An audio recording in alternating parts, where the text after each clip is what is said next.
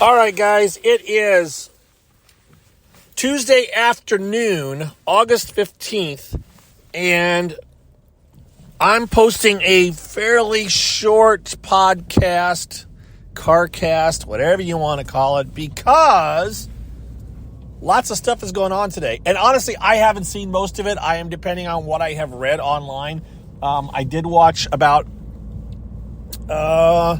off and on about an hour's worth of the feeds the last hour after I got done with work. But before I actually got home, I'm sitting in a parking lot watching the feeds on my phone because I didn't want to walk away from it. I'm going through a grocery store with the feeds plugged into my ears trying to catch what's going on. That's really hard to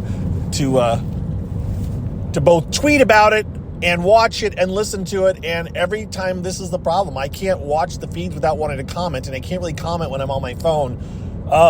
Crazy. But here's what's going on, and again, I will have missed bits and pieces. This is not 100% exactly accurate, but it is good enough for what we're doing right now, especially since we are still over 48 hours out from the next eviction, okay? Remember, Hisam did not use the power of veto, so it is between Riley and Cameron for the next eviction. All right.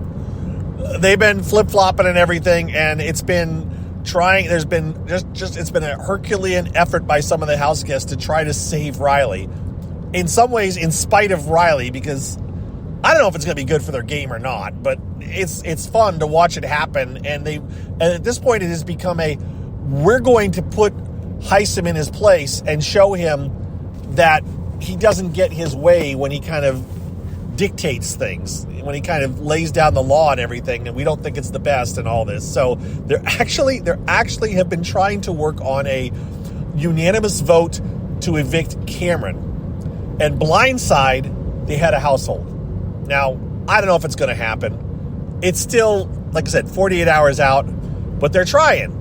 And in the end, they may tell Hisam, this is happening, and you're going to just suck it up, and we're getting rid of Cameron. And that may be where it actually ends up, so he's not blindsided. But those of us that would secretly love blindsides, it's always fun to see jaws drop.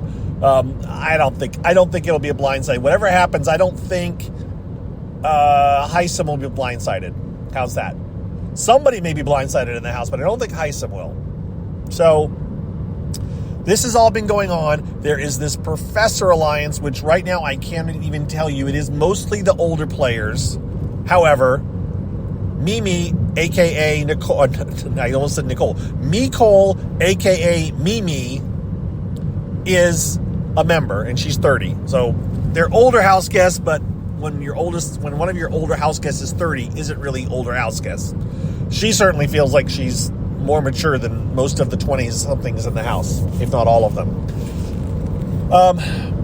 But it seems that, and I know this, I think last night when I mentioned earlier today on my earlier podcast that Hisam was talking to Jag and Blue for over an hour, at some point during that conversation, and I didn't see it, I don't know if it was on the conversation or if we didn't see it on the feeds, but at some point, either Jag and Blue or Hisam proposed a 3-person alliance. All right? Now, the way Hisam tells it, they proposed it. I thought that they were implying that Hisam is the one that actually suggested it, but either way, it doesn't really matter. In the end, an alliance was proposed, and I guess they found, I think Suri, see, and by the way, yes, I know, I keep saying it wrong. Trust me, it's just how it comes out. It's going to keep doing that.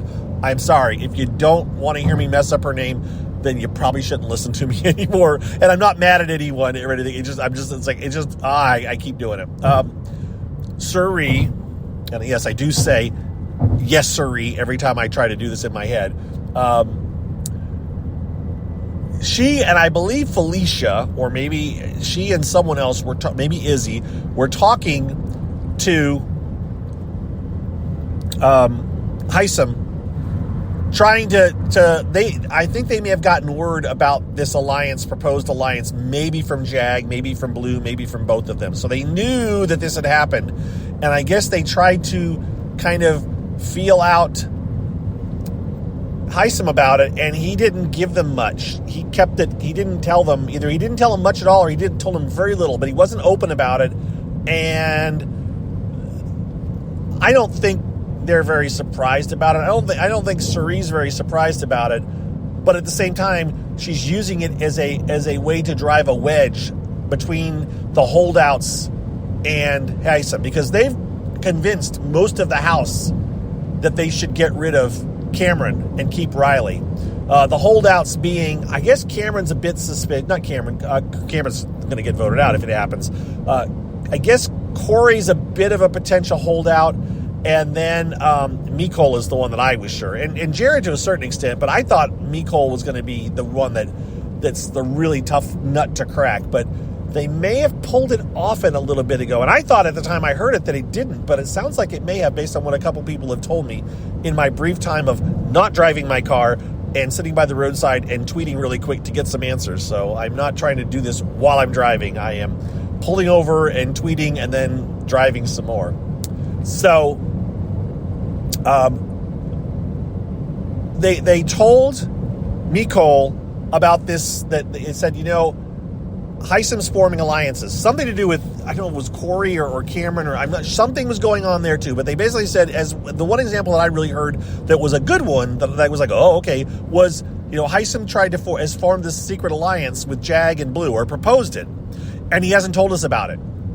So we're going to have a House meeting, we're going to have a professor's meeting, and we're going to try to see if he'll own up to it or give us any information. And, by demonstrating to you, Nicole, that he won't give us the information, you can see this is why we're not going to give him what he wants, because he's not being honest with us. He said no secret alliances. The professors is the core. We're going to be loyal to each other. All right. So that Nicole's given this information. They're trying to turn her, trying to get her to come over to their side and agree that Hisam can't have his way, and they want to have a unanimous vote to evict Cameron and kind of show Hisam that he's not as good as he thinks he is, or he's, to be more respectful. Then Nicole ends up in the storage room with Hisam, and this is where I was like, I'm in the store, I'm at the grocery store walking around, I'm like, oh, and I'm just listening to it. And he starts telling her about things. He's kind of feeling her out. It was a bit of an awkward conversation because she was basically saying, nope, really haven't talked to anybody at all today. When in reality, we knew that she'd had this conversation, earlier with Cerie and Izzy. And even, I think, Bowie was in there for a little bit, because Bowie has this power that no one's sure of, and they're trying to decide how to use it. But let's forget about that for now. We're just talking about this one little thing. Nicole is not Nicole. Nicole, aka Mimi, is kind of hemming and hawing and with Hisam, and then they start talking, and Hisam starts telling about that. He basically says, well, Jag and Blue proposed an alliance with me, and I went along with it because I want them to think they're safe, and it's gonna all fall apart next week. And that's fine, but I just want them to think, we're just doing this along just to kind of mollify them and keep them happy until we get Riley out, right? And he says, and I'm telling you this because you were in the Professor Alliance, and there's no secrets. Okay, and that's when I heard that, and I hadn't realized that he hadn't told Cerie and Izzy about it earlier. And so for Nicole, he's confirming that there's this alliance, but he didn't tell the whole Professor Alliance. So I don't know if his intention is to, when they get all the professors together, if his intention is to say, look, I've been wanting to tell you guys about this, but I haven't been able to get you alone. I don't know. And I don't know if that will save him or not. There's a few other things. There's a couple other things, I guess, that he's done that they were calling out or pointing out, and so they may still have enough ammo against them. And some people felt like him telling, and he wasn't completely open about all the details. He said, I'm keeping some back or something, is what I heard. So not I heard, but what I was told, by the way. I'm not taking all credit for this. I did hear him tell her this stuff, but I didn't hear it the same way other people heard it, and I didn't hear the whole context, and so it's not quite... I think their view is probably a little bit more accurate than mine. So, point is, I don't know. I don't know. The point is, I don't know. I don't know where things stand right now. So we're back where we have been, right? We still don't know what's going to happen. But it is definitely, it's interesting and it's changed. It has changed in what is going on. There is just so much going on. I talked about it this morning in my podcast, how, you know, there's just a lot going on. There's a lot of wheels spinning. I mean, I heard, who was it? Was it Jag talking to, who was it?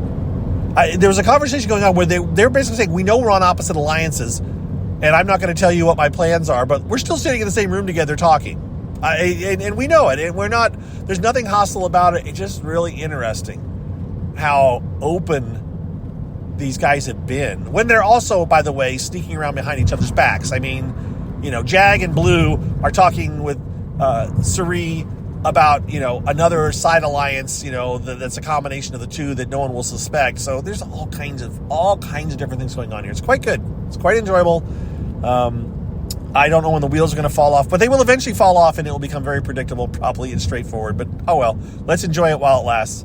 I'm truly hopeful that Hisam somehow gets blindsided, and everybody else just says, yep, there you go. But I just don't see it happening. Much like James during his seasons on Big Brother. I'm talking about, I mean, he called himself Asian James, but I don't think that's probably very good to do anymore. So, but that James, as opposed to Big Brother 6 and 7 James,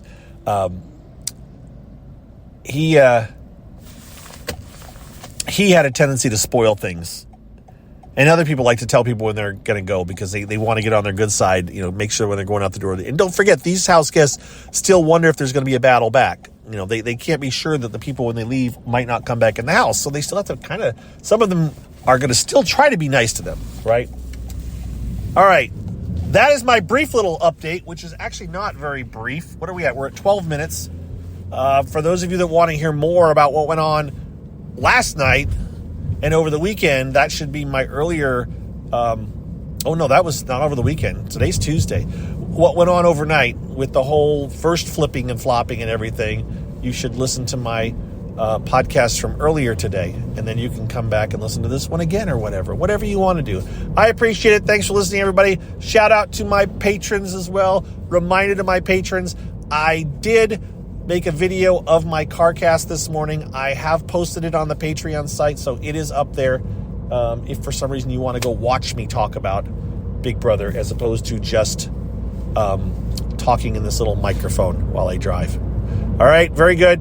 Talk to you later. Have a good evening, and we'll see you online or talk to you in the morning. Okay? Bye-bye.